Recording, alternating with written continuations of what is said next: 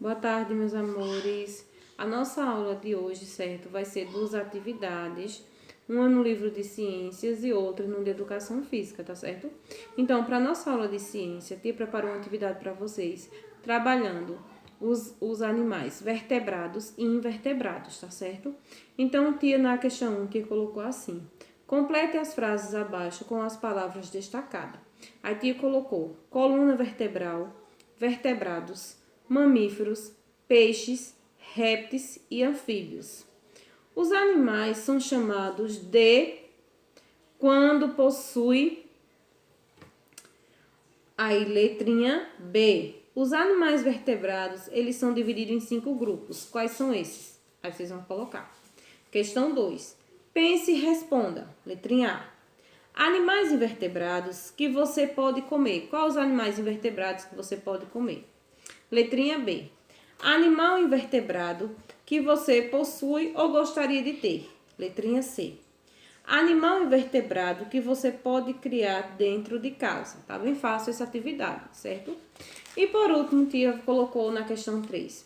Escolha um animal vertebrado para desenhar e não esqueça de colocar suas características. Ou seja, você vai escolher um animal, né, vertebrado, que é aquele que possui a coluna vertebral, certo?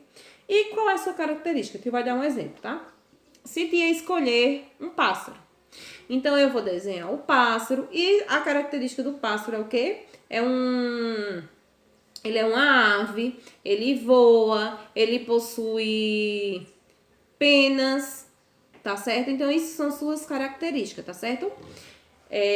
Agora, a tia vai explicar para vocês a nossa aula de educação física, certo? Para a nossa aula de educação física hoje, como a gente está em período junino, em tempos de forró, vamos trabalhar um pouco sobre atividades rítmicas e expressivas, tá?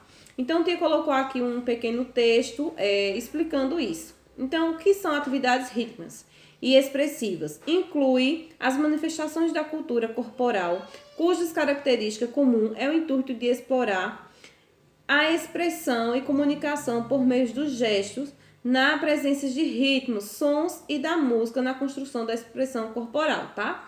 Então, quando fala aqui de ritmos e música, também vamos falar agora um pouco sobre o nosso forró, já que a gente está em período, né, junino, tá certo? Então, os movimentos, né, do nosso corpo, isso também trabalha os ritmos e trabalha a movimentação do nosso corpo, tá certo? Então, já que vamos falar um pouco sobre o forró, tia vai explicar para vocês a história do forró, tá certo? Como foi que surgiu o forró? O forró, ele é uma expressão artística, genuinamente nordestina, ó. Que chique, tá vendo? Ó, foi o nosso Nordeste da onde nasceu o forró, né?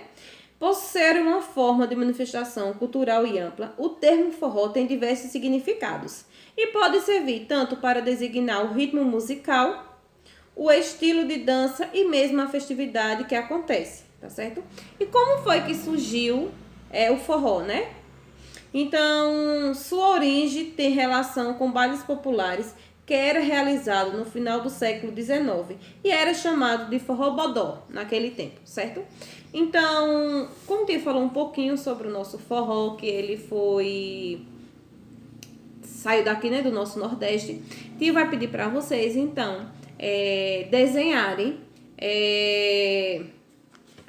no caderno de vocês uma fogueira com bandeirinhas e um casal dançando o forró, tá certo? Em tempo junino, tá certo?